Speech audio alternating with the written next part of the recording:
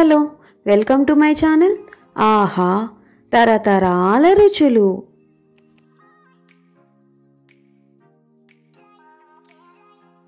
ఈ వీడియోలో గోంగూర పండుమిరపకాయ పచ్చడి ఎలా తయారు చేసుకోవాలో చూపించబోతున్నాను.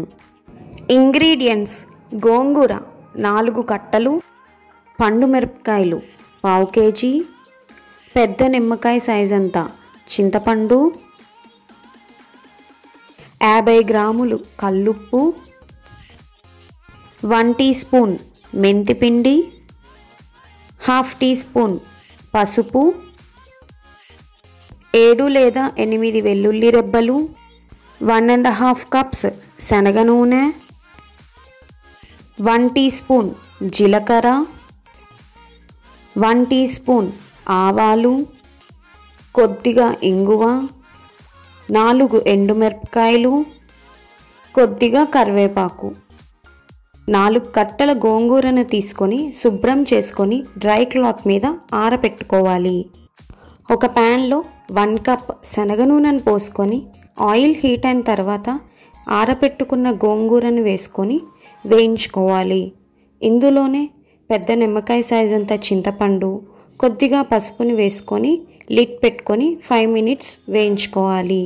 5 మినిట్స్ తర్వాత ఇలా ఒకసారి కలుపుకొని ఇది మొత్తం వేగిన తర్వాత చల్లారి పెట్టుకోవాలి. పండు మిరపకాయల్ని కూడా శుభ్రం చేసుకొని తడి ఆరిన తర్వాత తొడియాలు తీసి ఇలా ముక్కలుగా కట్ చేసుకోవాలి.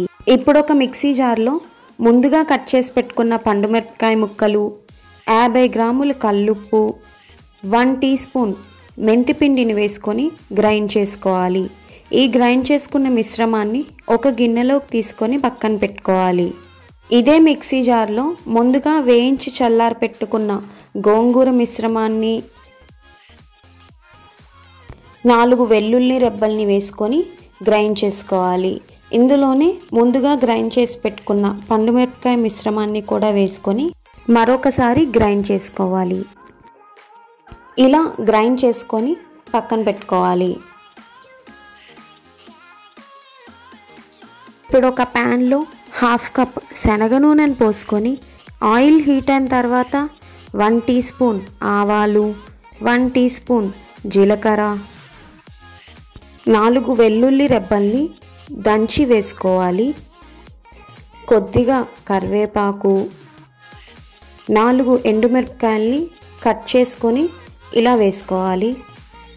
1/2 టీ స్పూన్ పసుపు, కొద్దిగా ఇంగువని వేసుకొని వేయించుకోవాలి. తాలింపు వేగిన తర్వాత ముందుగా గ్రైండ్ చేసి పెట్టుకున్న పచ్చడిని కూడా వేసుకొని 2 మినిట్స్ పాటు కలుపుతూ వేయించుకోవాలి.